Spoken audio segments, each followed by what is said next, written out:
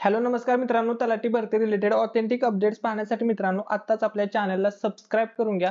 तर बघा मित्रांनो, भरपूर दिवसापासून एक व्हायरल चालू होतं मित्रांनो की 30 तारखेला तलाठी भरतीच्या पेसा जिल्ह्यांचा रिझल्ट येईल।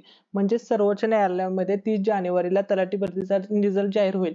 तर बघा मित्रांनो, आज तारीख आहे 30 जानेवारी। तर मित्रांनो, आज तुमचा पेसा संदर्भात जो काही निकाल आहे तो सर्वोच्च न्यायालयामध्ये जाहीर होईल का, याविषयी मित्रांनो आजच्या व्हिडिओमध्ये संपूर्ण माहिती सांगणार आहे। आणि तुमच्या मनामध्ये जे काही कन्फ्युजन असेल मित्रांनो, ते सर्व कन्फ्युजन आजच्या व्हिडिओमध्ये मी दूर करणार आहे। तर हा एक बघू शकता मित्रांनो, ही काही पाठीमागच्या दिवसापूर्वीची अपडेट होती। यामध्ये बघा ऑनलाईन वेबसाईट वरून मित्रांनो ही सर्व माहिती भेटली होती। मी तुमच्यासोबत हा केस स्क्रीनशॉट शेअर करतोय। डायरी नंबर, केस नंबर तुम्ही या ठिकाणी पाहू शकता मित्रांनो। प्रेझेंट, लिस्टेड ऑन, जस्टिस वगैरे सर्व या ठिकाणी माहिती देण्यात आलेली होती। स्टेटस काय आहे, स्टेज काय आहे। त्यानंतर आता महत्त्वाचा पॉइंट हा होता, tentatively case may be listed on, likely to be listed on 30/1/2024 computer generator. म्हणजे मित्रांनो तुमचा निकाल हा 30 जानेवारीला लागणार होता।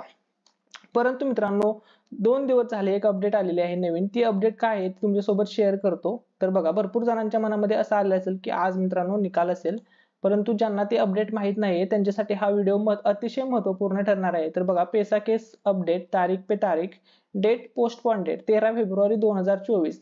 या ठिकाणी सर्व विद्यार्थी नाराज झालेले आहेत, कारण की मित्रांनो परत एकदा डेट पोस्टपोन डेट झालेली आहे। एकदाचा काय तो तलाठी भरतीचा मुहूर्तच लागत नाही मित्रांनो निकाल लागण्यासाठी।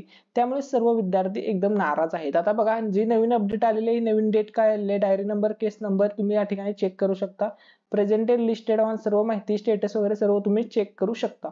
तर बघा, tentatively case may be listed on, likely to be 13/2/2024 computer generator.